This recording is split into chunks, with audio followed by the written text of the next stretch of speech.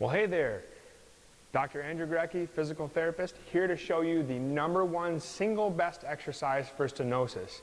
There are a lot of exercises we can do for stenosis, but if I only had the opportunity to give you one thing, this one thing would give you results long term. It is the true cause of most people's pain with stenosis. It doesn't fix stenosis, but it makes the pain go away.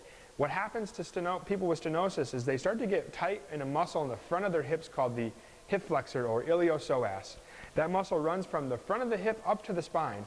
When we sit down, that muscle is very relaxed, which is why a lot of times people with stenosis don't have low back pain or sciatica when they sit down, but they have it when they stand up.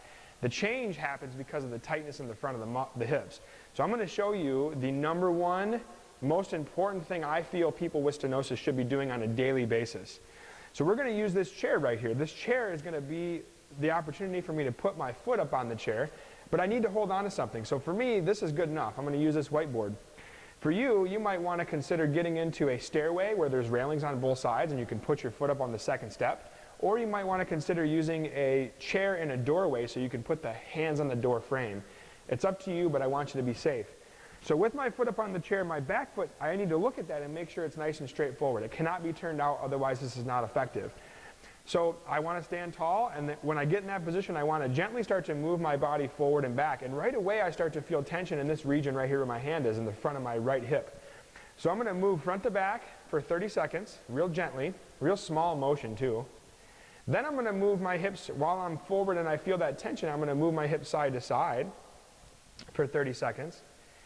Then I'm going to, again, keep that tension built up by moving forward, and the third one is going to be around in circles. And I'm going to go 15 counterclockwise, and then I'm going to go 15 clockwise, okay? So it should take me 1.5 minutes on this side. Then, of course, I'm going to switch legs and go through the same sequence again, front to back, side to side, and rotation left and right. I recommend doing this 3 times a day minimum for 2 weeks before you can make a judgment whether it's helping you or not.